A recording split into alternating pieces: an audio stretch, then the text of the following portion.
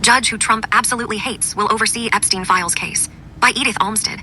President Trump's Department of Homeland Security just asked the Supreme Court for permission to racially profile the immigrants they are hunting. The administration requested that the Supreme Court pause the injunction blocking them from carrying out their roving immigration raids in Los Angeles, which involve them being able to simply accost and harass anyone who is speaking Spanish or who looks like they might, whether it be at their job, their school, their place of worship, and more. Likewise, apparent ethnicity can be a factor supporting reasonable suspicion in appropriate circumstances. For instance, if agents know that the members of a criminal organization under investigation are disproportionately members of one ethnic group, even if it would not be relevant in other circumstances, the request reads. And in context, officers might reasonably rely on the fact that someone exclusively speaks Spanish to support reasonable suspicion that the person is here illegally, not least because a disproportionate percentage of illegal aliens in the Central District speak Spanish and do not speak English fluently or at all. All of this reflects common sense. The reasonable suspicion threshold is low, and the number of people who are illegally present and subject to detention and removal under the immigration laws in the Central District is extraordinarily high and starts off at a 1 in 10 probability just among the general population. This is not common sense, it is blatant racism.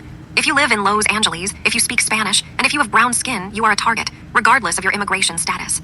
The briefing also offered no citation for the claim that 10% of the Central District's population is here illegally and engaged in criminal activity. The brief continues. Needless to say, no one thinks that speaking Spanish or working in construction always creates reasonable suspicion. Nor does anyone suggest those are the only factors federal agents ever consider. But in many situations, such factors, alone or in combination, can heighten the likelihood that someone is unlawfully present in the United States, above and beyond the 1 in 10 baseline odds in the district. United States Immigration and Customs Enforcement, ICE agents, are entitled to rely on these factors when ramping up enforcement of immigration laws in the district. ICE is not saying the quiet part out loud, they are shouting it from the rooftops. Their priority is to detain Latinos indiscriminately and figure out the rest later, because that is what Trump and his white nationalist cadre think is best for the country. Homeland Security has and will continue to go to great lengths to deny their racial motivations, even calling racial profiling accusations hogwash. But their own officers have admitted to chasing people down with absolutely zero confirmation of their immigration status.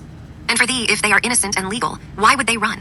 Crowd, what would you do if a bunch of masked men hopped out of an unmarked car or a Penske truck and pounced on you with no warning?